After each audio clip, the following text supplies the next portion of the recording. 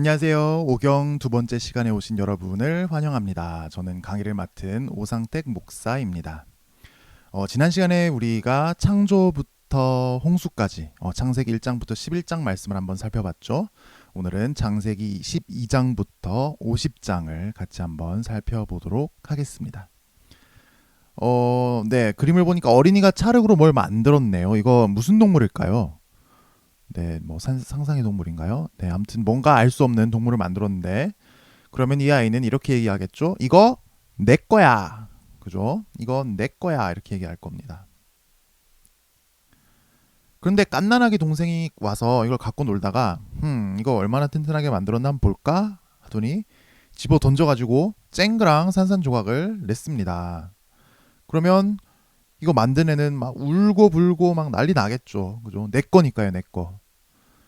그런데 사실 이 아이가 지금 내 거라고 주장하는 이 찰흙 인형은 내가 만들었으니까 내 거야라고 주장을 하지만 정말 이 애가 다 만들었나요? 사실 이 아이가 한 일은 이제 하나님이 만들어 놓으신 이 찰흙에 힘과 노력을 가해서 약간의 변형을 일으켰을 뿐이죠. 좀 더 아름답고 재밌는 모양으로요. 결국 우리 인간이 하는 일은 다 이렇습니다. 인간은 무로부터 유를 창조하지 않습니다. 하나님이 만들어 놓으신 이 세상에 힘과 노력을 가해서 약간의 변형을 일으키는 게 우리 인간이 하는 일의 전부입니다. 그래 놓고서 여기 뭐 내가 힘과 노력을 들였으니까 이거 내 거야 이렇게 우린 주장을 하는 거죠. 그런데 하나님은 진짜로 온 세상이 창조되기 전에 하나님 말고는 아무도 없었는데 아무것도 없는 가운데서 말씀으로 온 우주를 창조하셨습니다. 그것도 보기에 너무 좋으시게 보시기에 너무 좋게 창조하셨습니다. 그래서 정말로 이 온 우주는 다 하나님의 것이고 하나님이 주인이시고 하나님이 온 우주를 다스리시는 정의로운 왕이시죠. 그리고 온 우주는 이제 하나님께서 다스리는 정의와 평화의 하나님 나라로 원래 창조가 됐습니다. 그래서 이 우주의 정의와 평화는 이 우주 속에 살아가는 모든 것들이 다 정의로운 하나님 명령을 지킬 때 지켜집니다. 특히 우리 사람도 이 하나님의 명령을 지켜야죠. 그런데 우리 사람은 왕이신 하나님의 명령을 버리고 내가 스스로 왕 자리에 올라가 버렸습니다. 하나님 명령이 아니라 내 마음대로 내 생각대로 내 뜻대로 살기 시작한 겁니다. 내가 나의 하나님이 되어 버렸습니다. 이게 바로 이제 죄입니다. 죄가 세상에 들어오면서 세상이 이제 엉망이 되어버렸다는 것을 우리가 지난 시간에 살펴봤죠. 인간은 죽어서 지옥에 가게 됐습니다. 그래서 인간은 어떻게 해서든지 이제 안 죽으려고 죽음을 뒤로 미루고 미루기 위해서 이제 일의 노예로 살고 돈의 노예로 살게 됐습니다. 하나님은 온 우주를 정의와 평화의 하나님 나라로 만드셨는데 우리 인간들은 폭력과 살인과 착취와 압제가 가득한 세상을 만들어 버렸습니다. 그래서 하나님께서는 이 세상이 지옥같이 되어버려서 그래서 하나님 믿는 아주 소수의 사람마저도 스스로 멸종당할 지경이 되어버려서 하나님은 홍수로 심판을 하실 수밖에 없었다고 지난 시간에 살펴봤습니다.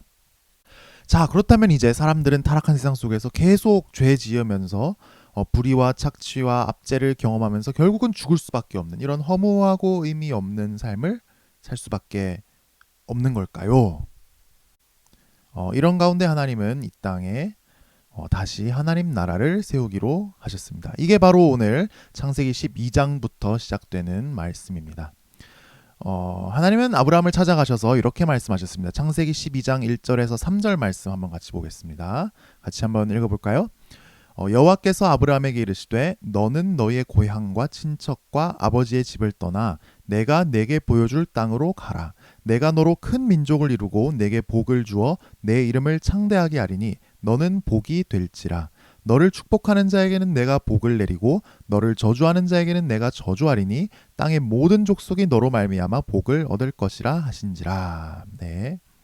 여기 창세기 12장 1절에서 3절 말씀을 볼 때 여기서 주목해야 될 단어가 두 개가 있습니다. 바로 땅이란 단어와 또 민족이라는 단어입니다. 여기서 아브라함에게 땅을 주시고 민족을 이루게 해주시겠다고 하는 것은 그저 이제 땅 부자, 자식 부자 되게 해주시겠다는 말이 아닙니다. 이 말씀은 하나님이 주실 땅에 아브라함의 자손이 하나님의 백성이 되어서 온 우주의 왕이신 하나님을 왕으로 섬기며 하나님의 다스림을 받는 정의와 평화의 하나님 나라를 다시 세우시겠다는 그런 약속입니다. 원래 온 우주가 다 하나님 나라인데 세상이 하나님께 반역하고 하나님을 떠나고 이제 저주와 고통 속에 살아가고 있죠. 그런데 하나님께서 세상 한 구석에 조그마한 하나님 나라를 다시 세우시겠다고 약속을 하신 겁니다. 그래서 창세기 12장에서 50장까지는 그리고 그 이후의 성경도 읽을 때 우리가 유심히 봐야 하는 것이 정말 하나님이 아브라함의 땅을 주시고 자녀들을 많이 낳게 해주셔서 민족을 이루게 하셨는지, 그래서 하나님 나라가 세워졌는지에 주목을 하면서 우리가 성경을 읽어봐야 합니다. 그런데 문제가 있었어요. 하나님이 땅을 주시겠다고 했는데 12장 1절에서 3절 말씀을 보면 아직 어디 땅을 주시겠다고 그런 말씀을 분명히 안 하셨어요. 그냥 내가 내게 보여줄 땅이라고 되어 있습니다. 일단 떠나고 나를 따라오다 보면 내가 내게 알려줄 것이다 라고 되어 있는 거죠. 이게 이사를 가려면 여러분 이게 이사갈 다음 집을 마련해 두고 이사를 가야 되잖아요. 근데 지금 이주해야 할 곳이 어딘지 알아보고 집도 마련해 놓고 토지 소유권도 어떻게 되어 있는지 알아보고 그러고 이사를 해야 되는데 지금 그냥 대책 없이 집만 빼라고 하시는 겁니다. 그리고 무슨 아브라함이 무슨 알렉산더 대왕이나 나폴레옹처럼 막 이런 뭐 왕이나 장군이 아니에요. 군대가 없어요. 전쟁에서 땅을 뺏을 수 있는 능력이 없어요. 근데 무슨 땅을 차지한단 말이에요. 그리고 또 문제가 있는데 하나님이 아브라함을 부르셨을 때 나이가 벌써 75살인데 아브라함과 사라 사이에 자녀가 없었습니다. 근데 너로 큰 민족을 이루게 하겠다라고 말씀하시는 거예요. 이게 말이 됩니까? 지금 75살 될 때까지 자녀가 한 명도 없는데 민족을 이루려면 지금 매년 하나씩 낳아도 어느 세월에 그 민족을 이룬단 말입니까? 이게 좀 사이 같아요. 좀 땅이고 자손이고 믿기가 너무 어려운 겁니다. 그런데 아브라함은 어쩐 일인지 이게 믿어졌나 봐요. 그래서 우르를 떠나서 하란을 떠나서 가나안 땅까지 옵니다. 그리고 가나안 땅에서 이 땅을 너 아브라함에게 주겠다 하는 하나님의 약속을 받습니다. 이게 또 중요한 이유는 하나님의 약속을 믿느냐 믿지 않느냐라는 이 믿음의 주제가 또 창세기 12장에서 50장을 쭉 관통하기 때문입니다. 강의안을 보시면 창세기 12장에서 50장까지 사건들을 표에 쭉 정리를 해두었는데요. 이 모든 사건들이 결국은 땅에 관련된 것 아니면 자손에 관련된 것으로 우리가 정리를 할 수 있습니다. 그리고 아브라함이 하나님 약속을 잘 믿었는지 못 믿었는지로 정리를 할 수가 있습니다.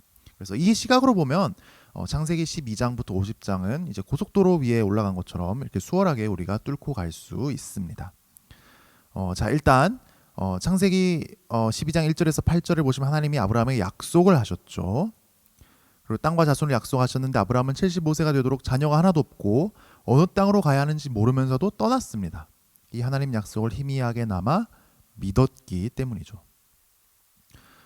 이게 정말 쉬운 결정이 아니었습니다. 뭐 이제 자녀가 없고 또 어디로 가야 하는지 모르는 것도 물론이지만 그 아브라함이 살던 도시 우르는 이 메소포타미아 문명이 발달한 지금으로 치면 아주 이런 선진국이고 뉴욕 같은 그런 도시입니다. 네, 우르라는 도시인데 고대도 이렇게 발달한 도시였습니다. 네, 지금 봐도 상당하죠. 그리고 하란을 이렇게 경유해서 하란에 조금 머물다가 가나안 땅에 갔는데 하란은 이 메소포타미아 문명의 끝에 있는 곳이에요. 이제 여기 넘어가면 험한 동네 나오는 겁니다. 그러니까 가나안에 가는 건 요즘으로 따지면 무슨 이제 선교지 가는 거랑 비슷합니다. 그런데 아브라함은 하나님 약속을 믿고 간 겁니다. 믿음의 결정을 내린 겁니다. 대단하죠? 그런데 이제 가나안 땅 도착하자마자 기근이 들었습니다. 흉년이 들었어요. 아브라함 어떻게 했을까요? 아브라함은 바로 가나안 땅을 떠나서 이집트로 도망가 버립니다. 지금 이집트라고 하면 이제 스핑크스 뭐 피라미드 이 사이 뭐 다 이제 사막밖에 없는 그런 땅 같이 생각을 하는데, 그 당시의 이집트는요, 이 메소포타미아 문명과 쌍벽을 이루는 세계 최강대국이고 또 문명이었죠. 이집트 문명. 네. 세계에서 농사가 제일 잘 되는 곳이 이집트였어요. 지금으로 따지면 이제 미국 같은 나라죠. 그러니까 아브라함은 곡식이 있는 이집트로 흉년이 일어나니까 바로 도망가 버린 겁니다. 이 땅을 버리고 하나님 약속을 못 믿고 도망가 버린 거죠. 우리도 이게 그 신앙생활 할 때 이런 시험이 찾아온다는 걸 이제 늘 생각을 해야 합니다. 아브라함도 믿음이 연약해가지고 가뭄이 오자마자 이렇게 바로 이집트로 내뺐는데요. 또 이집트에 가서 아브라함은 대형 사고를 하나 또 칩니다. 뭐냐면 이집트에서 아내 사례를 이집트 왕 파라오에게 바치고 거금을 받은 겁니다. 사라가 이제 아브라함보다 한 10살 연하거든요. 그래서 65세 할머니예요. 근데도 사라는 뭔가 엄청난 이런 동안이었던 것 같아요. 그래서 아브라함은 누가 자기를 죽이고 이 예쁜 사라를 데려갈까봐 부부라고 안 밝히고 그냥 오빠 동생 사이라고 하고 다녔는데, 그러다 파라오가 이제 돈을 주고 뺏어간 겁니다. 이제 뭐 물론 이게 뭐 원해서 막 자발적으로 바치고 이런 건 아니죠. 이제 당시 사회가 워낙 이제 야만적이었으니까 이런 일이 많았습니다. 그런데 문제는 아브라함이 하나님께 약속받은 자손을 받으려면 혼자 받을 수 있는 게 아니잖아요. 아내를 통해서 자손을 낳게 되잖아요. 그러면 이걸 믿었으면 무슨 일이 있어도 사라를 빼앗기면 안 됩니다. 근데 이 믿음이 약했던 것 같아요. 그래서 이 사건도 하나님의 이 약속의 관점으로 보면 자손을 반드시 주신다는 하나님 약속을 못 믿어서 발생한 불행한 사건이었던 거죠. 물론 하나님이 긴급하게 역사하셔서 큰 재앙을 이집트에 내리셔서 사라가 성이 돌아오게 하셨지만 아브라함 믿음이 아직 약했던 겁니다. 그래서 이제 아브라함은 다시 가나안 땅으로 돌아오는데 살해 사건으로 받은 지참금이 상당히 많았나 봐요. 그래서 부자가 돼서 돌아옵니다. 근데 여기서 이제 문제가 발생을 합니다. 조카 롯이 갈대아 우르에서부터 따라왔거든요. 이집트도 같이 따라갔다 왔거든요. 근데 아브라함은 자식이 없으니까 이 롯을 거의 양아들로 여기고 롯을 상속자로 생각을 했습니다. 근데 서로 재산이 많아지니까 이제 아브라함 하인과 롯의 하인들이 싸워요. 그래서 한 땅에 같이 살기가 어렵게 됐습니다. 누군가는 떠나야 돼요. 이때 아브라함이 롯을 보냈습니다. 그리고 롯이 더 좋은 땅을 차지하는데도 그거를 허락했습니다. 이집트에서 사건들을 좀 겪으면서 믿음이 좀 좋아진 것 같아요. 아브라함은 하나님께서 땅도 주시고 또 자손도 주실 것을 믿었기 때문에 이 양아들로 여겼던 롯을 보낼 수 있었던 겁니다. 우리도 이제 시험 통과하면서 실패했다가도 이제 하나님 능력 체험하면 믿음이 점점 잘하게 되는 거랑 같은 거죠. 그러다 한 번은 이 두 동네 왕들이, 이 파란색 동네와 빨간색 동네 왕들이 전쟁을 했는데 하필이면 이 파란색 동네가 롯이 선택하고 떠나간 그 동네입니다. 근데 롯이 이 파란색 동네가 져요. 그래서 롯이 전쟁포로로 잡혀가고 맙니다. 아브라함은 하나밖에 없는 조카가, 이제 아들처럼 기른 조카가 전쟁포로로 잡혀갔다니까 막 눈이 뒤집혀가지고 막 집에 종들 끌어모아서 막 조카만 어떻게 구해보려고 막 빨간 동네 군대를 쫓아갑니다. 그런데 얼떨결에 빨간 동네 군대를 다 물리치고 롯만 구한 게 아니고 그 빨간 동네 군대가 뺏어간 모든 금은 보화와 포로까지도 다 찾아서 돌아오게 됩니다. 그래서 갑자기 아브라함이 막 전쟁 영웅이 돼버려요. 네. 근데 바로 그때 그 파란 동네 왕들이 아마 예의상 그 찾아온 금은 보화를 아브라함이 다 가져라 이렇게 이야기를 합니다. 그때 아브라함이 뭐라고 하냐면 이 전리품을 나는 받지 않겠다. 왜냐하면 하나님이 나에게 땅과 자손과 모든 복을 주실 것이다 라고 말을 합니다. 믿음으로 그걸 포기한 거죠. 또 실제로 이때 만약에 덥석 그래 내가 다 가질게 이렇게 했으면 그 파란 동네 왕들도 눈에 쌍심시키고 이제 아브라함 보는 겁니다. 준다고 다 덥석 받으면 안 되죠. 아브라함은 하나님이 축복하실 걸 믿었기 때문에 세상의 축복을 포기할 수가 있었습니다. 아브라함의 믿음의 상태가 점점 좋아지죠. 그런데 창세기 15장을 보면 특히 15장 2절을 보면 아브라함이 절규합니다. 왜냐하면 지금까지 하나님이 땅도 주시고 자손도 주신다고 약속하셔서 믿음으로 살아왔는데 상당히 오랜 기간 기다렸는데도 땅도 안 생기고 자녀도 안 생기는 겁니다. 차라리 마음을 비우고 살면요 편하거든요. 근데 이건 무슨 희망 고문도 아니고 너무 괴로운 겁니다. 믿음을 이어갈 자신이 없었습니다. 우리도 그렇죠. 이거 하나님 뜻이구나 하면서 막 그 뜻을 위해 살고 막 그러는데 생각보다 하나님 뜻이 늦게 이루어지는 것 같은 거예요. 그러면 이게 너무 절망스럽거든요. 근데 하나님은 이런 위기 때 나타나셔서 다시 약속을 해주시고 약속의 내용을 좀 더 구체적으로 알려주십니다. 여기서 하나님은 반드시 아브라함 네가 낳은 자식이 태어날 거고 그리고 하늘의 별과 같이 많은 민족을 이룰 것이다 약속을 해주십니다. 그리고 땅을 차지하는 건 사실은 400년 후에 네 자손이 다른 나라에 살다가 돌아와서 차지하게 될 것이다 이렇게 약속을 해주십니다. 이때 아브라함이 15장 6절을 보시면 하나님을 믿습니다. 이 하나님의 약속을 믿은 겁니다. 대단하죠. 그런데 또 16장을 보면 좀 엉뚱한 일이 일어나요. 하나님 말씀에 아브라함 몸에서 날 자식이 상속자가 되고 민족을 이룬다 이렇게 하셨으니까 아브라함 몸에서 태어나면 되잖아요. 그러니까 첩을 들여서 아들을 낳은 겁니다. 이 첩을 들이는 문화는 하나님이 제정하신 제도가 아닙니다. 하나님은 아담과 하와가 한 남성과 한 여성이 결혼을 하도록 하셨습니다. 그런데 첩을 들였습니다. 이 사람의 방법으로 하나님의 뜻을 이루려고 한 겁니다. 여기서는 이제 자손 주실 것을 좀 못 믿은 거죠. 사람의 방법을 썼으니까. 근데 또 여기서 사라 제안으로 원래 첩을 두었는데 첩이 임신하고는 막 기고만장해서 사례를 막 괄시하고 그래서 사례는 막 또 그 하갈 첩을 학대하고 집안이 막 한바탕 풍지박산을 겪습니다. 뭔가 이게 잘못된 거죠. 뭔가 잘못된 거죠. 그래서 아브라함이 99세 되던 해에 하나님이 다시 나타나셔서 아브라함의 땅과 자손을 주시겠다고 약속을 다시 확인시켜 주십니다. 이번에는 더 구체적으로 너와 사례 사이에서 날 자가 내 아들이다라고 못을 박아 두십니다. 그런데 아브라함이 거의 막 웃어요. 왜냐하면 이미 첩 하갈이 아들 이스마엘 낳았거든요. 그러니까 이만하면 됐다는 겁니다. 그런데 하나님은 굳이 99세 된 할아버지 아브라함과 89세 된 할머니 사라가 아들을 낳아야 된다고 말씀을 하십니다.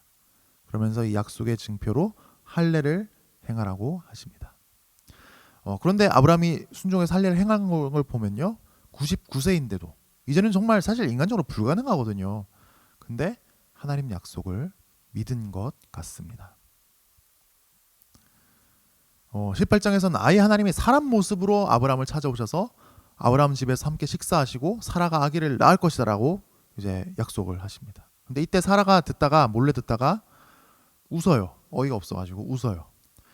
왜냐면 지금 89세예요. 지금 갱년기 다 끝났고요. 또 영감님도 99세 포호 할아버지입니다. 지금 무슨 아기를 낳는다고 하면서 사례가 웃어요. 그래서 사례가 웃었다고 하나님은 아예 애 이름까지 웃음이라는 뜻의 이삭이라고 지어주십니다. 여기서는 이제 일단 이 자손에 대한 이야기가 계속 되고 있죠. 믿었느냐 못 믿었냐는 여기서 딱히 좀 분류하기는 쉽진 않아요. 그래서 여기서 그냥 좀 놔두고 넘어가도록 하겠습니다. 네, 자 이런 식으로 이제 창세기에 나타난 인물들의 행동이 이게 바른 것인지 아닌지 구별할 수가 있습니다. 이제 요 다음 칸 강의 안에 나오는 요 다음 칸인 창세기 20장부터 24장 아브라함 대목의 끝까지는 한번 숙제로 직접 한번 해보시면 좋겠어요. 그 반복되는 내용도 되게 많거든요. 그리고 어떤 거는 굳이 잘 구분이 안 되실 수도 있어요. 예를 들어서 방금 이런 사라가 웃었던 이런 대목은 구분이 잘 안 돼요. 믿은 건지 안 믿은 건지 좀 안 돼요. 그러면 뭐 땅이나 자손 중에 하나만 동그라미 치셔도 되고 뭐 아무것도 동그라미 안 치셔도 돼요. 근데 이런 식으로 그 구별을 하실 수가 있으실 거예요. 땅과 자손을 주셔서 하나님 나라를 세우겠다는 이 하나님 약속을 믿었는지 안 믿었는지 한번 구분하는 걸 한번 해보시면 좋겠어요. 정답은 이후에 제가 교회 홈페이지에 올려드리도록 하겠습니다. 네. 자 그러면 우리 좀 넘어가서 이삭 부분 나오는데 이삭 부분도 숙제로 하겠습니다. 이삭도 숙제로 할게요. 이삭도요 아브라함이랑 참 이런 비슷한 위기에 많이 빠지거든요. 근데 이제 전반적으로 보면 힌트를 드리자면 아브라함보다 조금 더 나은 모습을 보여줄 때가 있어요. 그래서 한번 직접 해보시기를 바랍니다. 근데 요 이제 이삭 숙제하실 때 유의하실 점은 이삭의 경우에는 땅과 자손을 주시겠다는 약속에 첫째가 아닌 둘째가 약속의 상속자라는 이런 추가적인 말씀을 주셨다는 겁니다. 이 말씀에 어떻게 반응했는지도 숙제를 하시며 고심을 해보시기 바랍니다. 역시나 정답은 교회 홈페이지에 올려드리도록 하겠습니다. 자, 좀 더 넘어가서 네, 우리 야곱부터 또 이제 한번 또 보도록 하겠습니다. 야곱은 이제 이삭의 둘째 아들이죠. 야곱도 역시 우리가 볼 때 땅과 자손, 네, 땅과 자손의 관점으로 봐야 합니다. 이 가문에 주신 이 땅과 자손을 주셔서 하나님 나라를 세워가는 약속이 이루어져 가는지 그거를 우리가 봐야 합니다. 이 야곱은 이름 자체가 야비한 녀석이라는 뜻입니다. 속임수 이런 뜻입니다. 태어날 때 형 그 발 뒤꿈치를 잡고 쌍둥이로 태어났는데 발 뒤꿈치를 잡고 태어났거든요. 근데 그 모습이 이제 그 당시에 씨름을 할 때 상대방의 발꿈치를 잡아서 넘어뜨리는 좀 이런 야비한 기술을 닮았다고 생각했나 봐요. 그래서 야비한 녀석이라고 야곱이라고 이름을 지었습니다. 근데 진짜 믿음의 삶을 잘 못 살고요. 야비한 삶을 삽니다. 그 이제 이삭 숙제 마지막 부분 보시면 이제 형의 뒤통수 치고 이제 아버지는 이제 형을 축복하려고 그랬는데 이제 자기가 막 속여가지고 야비하게 그 축복을 받아요. 그랬다가 이제 형이 막 분노하고 막 죽이니 막 이러니까 지금 이제 도망자 신세가 돼가지고 이제 가나안에서 그 외갓집이 있는 하란으로 도망치고 있습니다. 그렇게 이제 가나안에서 하란으로 가는 길에 베델이라는 곳에 이르렀습니다. 밤이 되고 노숙하게 됐는데 옛날에는 이 맹수가 일단 많고 또 밤에 강도가 막 때려 죽이듯이 하고 막 가진 거 다 뺏어 갈 수도 있고 이게 아주 위험한 상황입니다. 매우 두려운 상황입니다. 그런데 베델에서 하나님이 꿈으로 만나 주시고 땅과 자손을 주신다고 너를 통해 하나님 나라를 세울 거라고 이렇게 약속을 확인시켜 주십니다. 이게 지금 참 믿기가 어려운 상황이에요. 당장 하나님까지 안전하게 갈 수 있을지도 모르고 오늘 밤 무사하게 지낼 수 있을지도 모릅니다. 가나안 땅에서 지금 가나안 땅이 약속의 땅인데 약속의 땅에서 멀어지고 있고 막 두 눈에 쌍심직한 형이 가나안 땅에 버티고 있는 한 못 들어갈 수도 있어요. 그리고 이제 자손 주시겠다고 했는데 결혼하려면 돈이 있어야 되는데 지금 거의 빈털터리에 아내도 없습니다. 자손 낳을 가능성이 거의 없는 겁니다. 그런데 이 하나님 약속을 야곱이 믿습니다. 물론 야곱은 이렇게 믿습니다 해놓고도 딴짓을 또 엄청 많이 했지만 말입니다. 일단 야곱은 하란에 있는 외삼촌 집에 잘 도착하는데 외삼촌 둘째 딸 라헬에게 반하죠. 그래서 외삼촌 집에서 7년 동안 임금을 안 받고 이제 노동을 한 거를 지참금 삼아서 라헬과 결혼하기로 이제 그 외삼촌과 약속을 합니다. 근데 이거는 벌써 이상한 겁니다. 왜냐하면 야곱은 어떻게 해서든 지금 가나안 땅에 빨리 돌아갈 생각을 해야 되거든요. 가나안 땅이 약속의 땅이잖아요. 근데 지금 사랑의 눈이 멀어가지고 7년씩이나 계약을 해버린 겁니다. 이건 약간 이제 하나님 약속을 못 믿고 자기가 어떻게 결혼을 해보려고 그러고 지금 자손을 낳아보려고 하니까 지금 7년이나 무임금 노동 계약을 해버린 겁니다. 근데 또 이 외삼촌 라반도 보통 사람이 아니거든요. 이 사기 쪽으로는 달고 달았습니다. 그래서 7년 끝나고 이제 결혼식을 하고 밤에 이제 아내랑 자고 아침이 됐는데 아침에 다 밝아져서 딱 보니까 좀 못생긴 라헬의 언니 레아가 거기 누워 있는 겁니다. 으악 하고 막 이제 야곱은 막 이럴 수가 있냐 하면 막 따지는데 이제 라반은 이거 언니가 먼저 가야 동생도 가는 법이라고 끄떡도 안 합니다. 그러고는 7년 더 일을 하라고 합니다. 그러면 바로 라헬도 선불로 주겠다고 얘기를 합니다. 이 야곱은 사랑의 눈이 멀어서 하나님이 나를 이렇게 축복하실 거라는 걸 못 믿어서 총 14년의 시간을 하란에서 낭비하게 됩니다. 그리고는 이제 야곱이 라헬만 사랑하고 레아는 싫어합니다. 그러니까 이제 레아부터 막 경쟁적으로 아기를 낳기 시작하죠. 그리고 라헬은 아기가 안 생겨가지고 막 첩을 동원합니다. 그러니까 레아도 막 첩을 동원해요. 그래서 야곱은 아내 둘에 첩 둘이 되고 총 12명의 아들을 낳게 되긴 하는데 막 두 어머니는 서로 질투하고 막 경쟁적으로 아기를 낳아대고 이게 지금 정상적인 집안꼴이 아니죠. 특히 이 믿음의 자녀를 길러야 하는 이 하나님의 약속이 주어진 집안의 모습은 아니죠. 야곱은 하나님 나라 세우는 데 쓰임을 받아야 된 사람인데 지금 하란에서 자기 정체성을 잃어가고 있습니다. 이 믿음이 희미해져 가고 있는 겁니다. 그렇게 14년 동안 고생하면서 이제 야곱도 원래도 이제 약삭 빠른 사람이지만 라반한테 당하면서 이제 다를 대로 달았습니다. 그래서 이제 공짜로 일 못한다고 품삯 달라고, 안 그러면 나 가나안으로 돌아간다고 이제 라반을 협박합니다. 그래서 품삯을 어떻게 정하냐면 양떼 중에 이제 점박이가 있는 양떼들, 이런 양들은 야곱이 갖기로 하는데, 또 라반이 또 이 보통 사람이 아니죠. 점박이를 다 숨겨버립니다. 그러니까 야곱은 또 이제 가만히 관찰해 보니까, 오랫동안 양을 치면서 관찰해 보니까 물가에서 껍질이 벗겨져서 이렇게 얼룩덜룩한 나무를 보면서 물 마신 양들은 점박이를 낳는 것 같아요. 이게 유전학적으로 정한 게 절대로 아니지만 야곱이 실제로 나무 껍질을 벗겨서 얼룩덜룩하게 만들어 버리니까 하나님이 역사를 하셨어요. 그래서 정말 다 양들이 점박이만 나와 버렸어요. 그래서 야곱이 이제 막 엄청난 부자가 돼 버립니다. 지금 야곱이 지금 자꾸 여기서 품삯 정하고 막 어떻게든지 라반한테서 막 한몫 떼먹으려고 하고, 이게 지금 14년 고생하고 나니까 자기가 속은 걸 안 거예요. 품삯도 안 받고 지금 14년 일을 시키는 게 이게 말이 됩니까? 지금 어차피 에서 때문에 또 가나안 가는 건 꺼려지는데 라반한테 복수하고 싶은 겁니다. 그래서 일단 본전 뽑아야겠다 생각을 한 겁니다. 그래서 뭐 가나안 돌아가고 가나안 땅에 뭐 이제 자기 자손이 하나님 나라를 세우고 이런 거는 지금 관심이 없어요. 돈 맛을 보고 아주 그냥 지금 돈 버는데 지금 흠뻑 빠져버렸습니다. 믿음이 이제 떨어져 버린 거죠. 그러다 이제 라반과 사이가 나빠지니까 이제 더 이상 하란에 머물 수가 없게 되면서 마침 또 하나님께서 하란에 있는 야곱을 드디어 찾아오세요. 그러면서 이제는 가나안 향해서 가야 된다 이렇게 말씀하십니다. 그래서 이제서야 야곱은 하란을 떠나게 됩니다. 그래도 이 하나님 말씀 듣고 떠났으니까 이거는 우리가 믿음으로 표시할 수 있겠죠. 그런데 야곱은 참 이 자꾸 잔머리만 쓰려고 하고, 지금까지 이 아브라함이 믿음의 사람으로 변화되어 온 것과는 참 다른 모습을 보여주고 있습니다. 야곱은 참 약해요. 그런데 하나님께서 참 이런 야곱을 버리지를 않으십니다. 하나님 참 자비로우시죠. 야곱은 사실 이 가나안 가는 게 너무 두려웠죠. 옛날에 사기쳤던 그 형 에서가 막 두 눈을 부릅뜨고 막 야곱 오기만을 지금 기다리고 있으니까요. 하나님은 이 천사와 씨름해가지고 이기는 체험을 통해서 야곱이 담대해지게 하십니다. 야곱의 자손에게 가나안 땅 주셔서 그걸 살게 하신다. 에서가 널 해치지 못할 것이다. 이것을 이제 믿을 수 있게 해 주신 겁니다. 이 믿음으로 이제 야곱은 에서를 대면하게 되죠. 또 하나님은 에서의 심령에 역사하셔서 야곱과 눈물의 해우를 하게 하십니다. 그리고는 이제 가나안 땅 세겜에 정착을 합니다.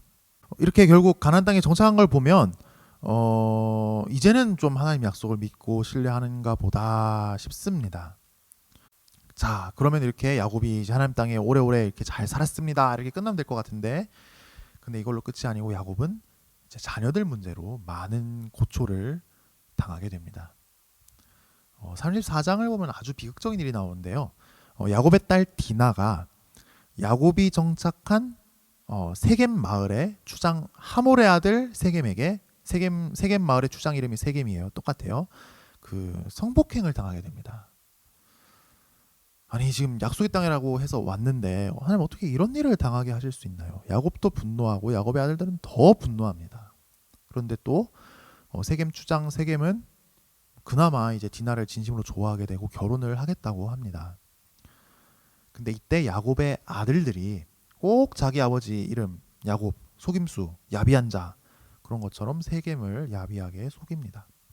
일단 이방인이니까 세겜 마을의 모든 사람이 할례를 받아야 결혼을 우리가 승낙할 수 있다 이렇게 얘기를 하는 겁니다. 그러니까 좋다 하고 다들 할례 받고 한 일주일쯤 이제 그 고통 속에서 꼼짝도 못 하고 있는데, 그 디나의 친 오빠인 시몬과 레위가 그 사이에 칼 들고 세겜에 가서 그 동네 사람들 수백 명 수천 명 막 고통 때문에 어떻게 하지도 못하는 사람들을 다 죽여버립니다. 다 죽여버려요.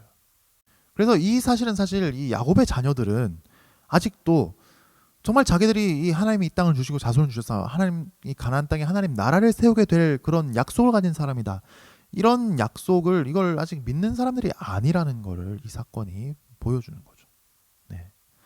야곱은 이 사건 후에 엄청난 두려움에 빠집니다. 왜냐하면 이 아들들이 완전 막내같이 행동해놓고, 그러니까 주변의 민족들이 지금 야곱을 다 어떻게 보겠어요? 완전 적대적인 눈으로 볼 거 아닙니까? 지금 겨우 하란에서 도망쳐가지고 가나안에 왔는데 가나안에서 또 위기에 빠집니다. 이때 하나님께서 옛날에 하나님이 만나주셨던 베델로 다시 가라고 명령하십니다. 그리고 거기서 하나님이 만나주십니다. 그리고 땅과 자손을 주셔서 하나님 나라를 세우겠다는 하나님 약속을 다시 확인시켜 주십니다. 야곱은 다시 믿음을 회복합니다. 우리도 세상 살다 보면 또 살다가 위기에 빠지면 우리 이거 뭐 어떻게 해야 되는지 수습이 안 되는 것 같을 때가 있죠. 그때 우린 다시 하나님을 만나야 되는 겁니다. 하나님의 뜻과 계획에 나를 다시 맞추고 믿음을 회복해야 하는 겁니다. 근데 야곱의 아들들은 아직도 엉망이에요. 르우벤이 이제 자기 친어머니는 아니지만 본래 이제 라헬의 신의 시녀였으며 또 그 아버지의 첩인 빌하와 간음을 합니다. 르우벤이 첫째고 또 빌하는 나중에 첩으로 들어왔으니까 나이 차이가 이제 얼마 안 났을 수는 있죠. 근데 이거는 이제 분명히 범죄입니다. 나중에 율법을 보면 이건 이제 근친상간이잖아요. 이런 성적인 범죄를 저지르면 이스라엘에서 끊어져야 된다고 말을 합니다. 이 대목 역시 르우벤이 그 땅과 자손을 주셔서 정의와 평화의 하나님 나라를 세우는 그 하나님 약속을 믿지 않는다는 것을 보여주죠. 그리고 결정적으로 이 야곱의 아들들이 하나님 약속을 안 믿는다는 것을 보여주는 사건이 바로 자기들 동생 요셉을 노예로 팔아버린 겁니다. 아버지가 좀 요셉을 특별히 사랑했죠. 왜냐하면 자기가 사랑했던 그 라헬의 아들이니까요. 근데 형들이 다들 좀 불량한 건 또 사실이거든요. 막 살인하고 간음하고 그리고 막 아버지 양떼 돌보는데도 좀 불량하고 뭐 양떼 빼돌리고 이랬던 것 같아요. 요셉은 이제 그걸 고지고대로 막 아버지한테 말씀드린다고 말씀을 드렸던 거죠. 그러니까 요셉을 형들은 미워한 거예요. 자기들이 잘못해놓고 말이죠. 그래서 요셉을 너무 미워한 나머지 시기한 나머지 자기들 동생인데 질투에 이제 불타가지고 이제 구덩이에 빠뜨려 죽이려던 거를 이제 노예로 팔아버립니다. 지금 이 야곱의 12아들들은요 장차 이스라엘의 12지파의 조상들이 될 사람들이거든요. 근데 그 중에 한 명을 팔아버린 거예요. 죽여버리려고 그랬어요. 지금 이 형들은 하나님이 지금 자기들 통해서 하나님 나라를 세운다 이런 하나님 약속을 전혀 안 믿는 겁니다. 그리고 또 이제 유다도 참 문제가 많은데 유다는 아예 아버지 집을 떠나버립니다. 그리고 가나안 사람들이랑 친하게 지내요. 그냥 동화돼 버리려고 그럽니다. 그래서 결혼도 가나안 여성과 하고 아들 3명을 낳는데 첫째 며느리도 가나안 사람을 맞이합니다. 지금 이제 하나님 나라를 세우고 뭐 자기 집안에 어떤 약속이 있고 이런 거는 이제 아무 관심이 없는 거예요. 그냥 이제 가나안 적응해가지고 빨리빨리 거기 성공하고 사람들과 관계 잘 맺고 이게 중요한 겁니다. 그런데 첫째 아들 결혼시켜놨는데 첫째가 죽습니다. 그러면 당시 문화에서는 오늘날 보면 너무 이상한데 이 여성들이 이제 혼자서 직업을 갖고 경제권을 갖고 이런 게 고대에는 불가능했거든요. 그러니까 시댁에서 이 며느리를 이 생계를 책임져 줘야 했어요. 그게 미덕인 겁니다.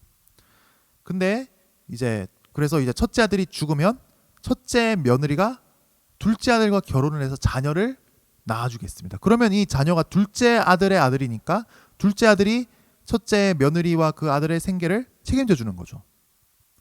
그리고 또 이 새로 낳은 아들이 미래에 장성해서 며느리의 노후를 돌봐줄 수 있잖아요. 그래서 둘째 아들을 이제 첫째 며느리랑 다시 결혼시켰는데 둘째 아들이 자녀 안 낳아주려고 그래요. 왜냐면 만약 자녀 낳아서 그 이제 생계비 막 이렇게 대줘야 되잖아요. 그러면 그건 자기한테 손해만 되는 거니까 그 자녀를 안 낳아주려고 한 거예요.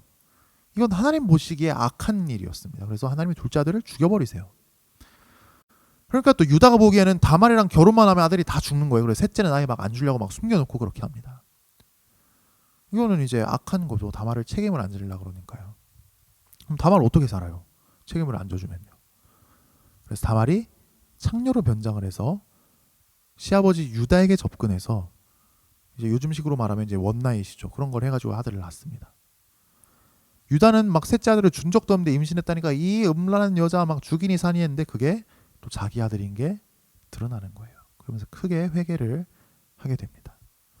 그래서 지금까지 유다 삶은 이 하나님 약속을 전혀 안 믿는 그런 삶이었지만 이제는 유다의 삶이 조금씩 좋은 쪽으로 달라지게 됩니다. 이제 우리가 보게 될 거예요. 그리고 이어지는 이제 요셉 이야기는 우리한테 좀 희망을 주죠. 요셉은 그 이집트 노예로 살면서도 성실했고 또 자기를 지켰고 하나님을 믿었습니다.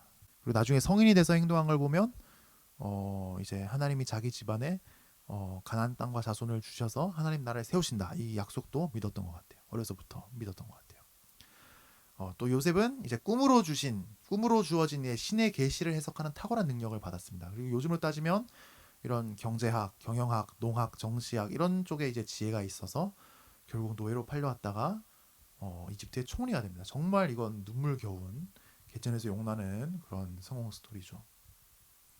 특히 7년 풍년에 이어서 7년 흉년이 온다는 걸 예측하고 경제 호황기에 긴축 정책을 펼칠 것을 주장합니다. 곡식을 모아놔야 한다고 주장을 한 거죠. 이게 이제 정책이 성공을 합니다.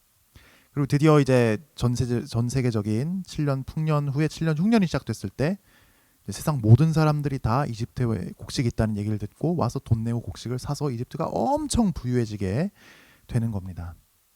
근데 그 전 세계에서 찾아온 사람들 중에 그 아버지 등살에 밀려가지고 요셉 형들도 이집트에 곡식을 사러 옵니다. 왠지 그 자기들이 판 그 요셉이 있을 것 같아서 꺼림칙했지만 아버지 등살에 밀려서 어쩔 수 없이 왔는데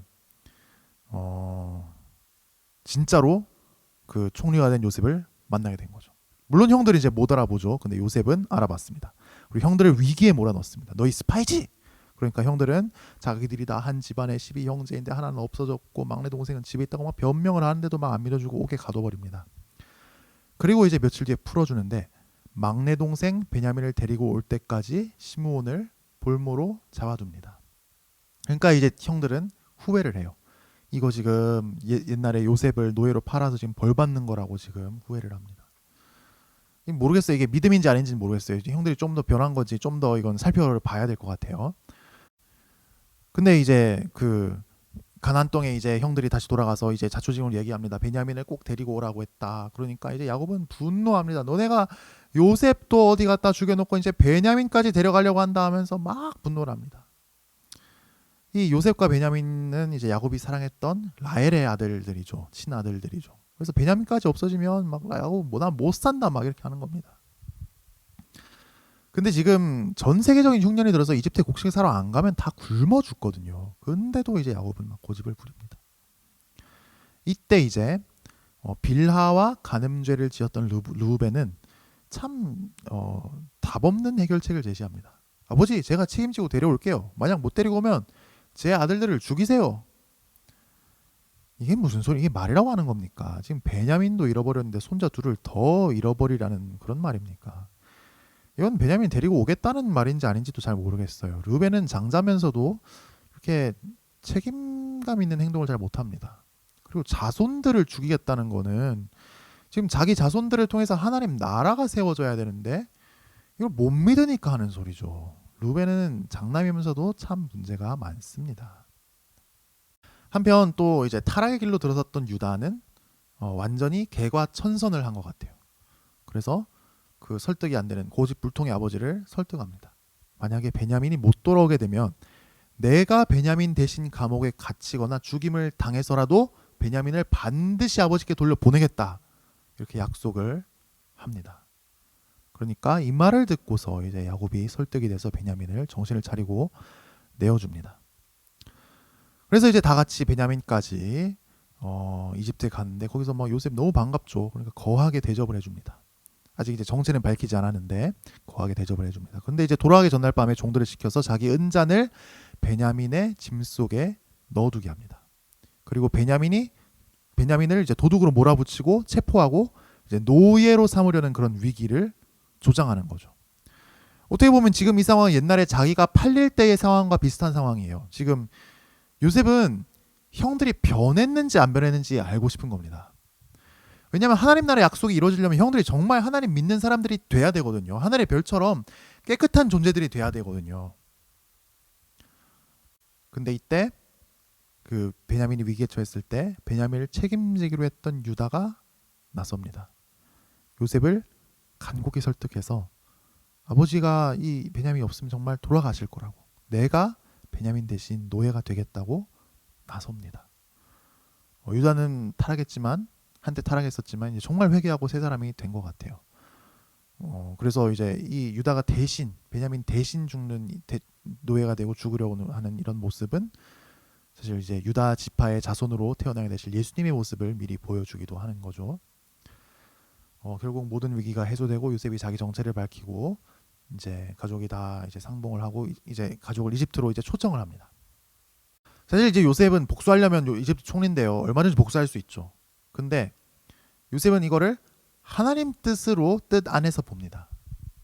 지금 하나님 뜻은 7년 대기근 동안 온 가족이 이집트에 와서 목숨을 이어가고 그래서 나중에 여기서 크게 번성한 후에 나중에 가나안 땅에 가서 가나안 땅을 차지하고 하나님 나라를 세우는 것이 이게 하나님 뜻이라는 것을 요셉은 이해했습니다. 그러니까 자기가 억울한 거 이런 거에 막 빠져 있지 않고 하나님 뜻 안에서 모든 것을 봅니다. 하나님 약속을 믿은 거죠. 하나님 약속을 믿은 거죠. 하나님도 야곱에게 이제 애굽으로 내려가라고 다시 한번 말씀을 하십니다. 애굽에 내려가서 큰 민족을 이루고 후에 가나안 땅을 차지하게 하실 것이다. 이렇게 약속을 하시죠. 야곱은 이 말씀을 믿고 요셉의 초대에 응해서 모든 가족을 이끌고 이집트로 갑니다. 이후로는 계속해서 이제 하나님 약속을 믿는 그런 행동들이 나타납니다. 요셉은 애굽 땅 중심지에서 좀 멀리 떨어진 고센 땅에 자기 가족이 살게 했고 또 애굽 사람이 조금 꺼리는 목축업에 종사를 하게 했습니다. 왜냐하면 이거는 이스라엘이 이집트에 동화가 되면 안 되거든요. 왜냐하면 우리한테는 약속이 있고 이집트에 영원히 있을 게 아니니까요. 그래서 동화가 되면 안 되기 때문에 이 약속을 믿고 이런 조치를 취합니다. 또 야곱은 자기가 죽으면 가나안에 있는 조상의 묘지의 장례를 치르라고 유언을 남깁니다. 왜냐하면 하나님께서 오랜 시간이 지난 후에 반드시 가나안 땅을 차지하게 하시고 하나님 나라를 세우실 것을 믿었기 때문입니다. 야곱이 죽고 나서 형들은 두려워해요. 왜냐하면 아버지가 돌아가셨으니까 요셉이 복수를 하겠다 싶어가지고 두려워합니다. 그런데 요셉이 형들을 용서합니다. 왜냐하면 모든 것을 다 하나님 뜻과 계획 안에서 약속 안에서 보니까 이런 용서가 가능했던 거죠. 그리고 요셉은 반드시 자기 해골을 메고 가나안으로 가라는 유언을 남기고 죽습니다. 하나님 약속을 역시나 하나님 약속을 믿었기 때문이죠. 그래서 창세기 12장에서 50장을 일관되게 통하는 주제는 하나님이 주실 땅에 아브라함의 자손이 하나님 백성이 되어서 하나님을 왕으로 섬기고 온우주의 왕이신 하나님의 다스림을 받는 정의와 평화의 하나님 나라를 세우는 이 약속입니다. 이 하나님의 약속이 창세기 12장에서 50장을 관통하고 있습니다. 우리는 이 본문들을 그냥 어떻게 한 과정이 이렇게 부자가 됐지? 이 집 완전 막장이네. 막 이런 데 흥미를 두고 읽을 수가 없어요. 이렇게 하면 안 돼요. 이 하나님의 약속을 기준으로 읽는 것이 바로 이 모든 등장인물들의 행동이 옳은지 그른지를 판단하는 기준이 됩니다. 오늘날 우리도 마찬가지예요. 아브라함의 자손을 통해서 가나안 땅에 조그맣게 세워졌던 이 하나님 나라를 하나님은 하나님 나라의 진정한 왕이신 예수 그리스도를 통해서 지금 모든 민족과 세상 모든 땅 위로 확장하고 계십니다. 그래서 이제 우리 한 사람 한 사람 예수 믿는 우리 모든 사람은 하나님 나라 백성으로 살아야 되고 또 하나님 나라를 위해서 해야 할 일들이 있고 하나님의 뜻, 우리를 각자를 향한 하나님의 뜻과 계획들이 있습니다. 우리는 우리 삶을 이 관점에서 볼 수 있어야 됩니다. 우리가 그 하나님의 뜻과 계획을 믿고 살고 있는지, 그래서 그 뜻을 위해서 살고 있는지, 아니면 그걸 못 믿어서 그냥 엉뚱한 일을 벌이고 다니는지 우리는 우리 삶을 돌아봐야 되는 거죠. 지금 이제 우리 믿음이 부족해도 하나님께서는 또 아브라함, 이삭, 야곱의 아들들을 변화시켜 가신 것처럼 우리를 변화시켜 가실 것이다. 이것도 우리는 믿고 믿어야 합니다. 우리가 이 믿음으로 살아가는 모두가 되기를 축복합니다.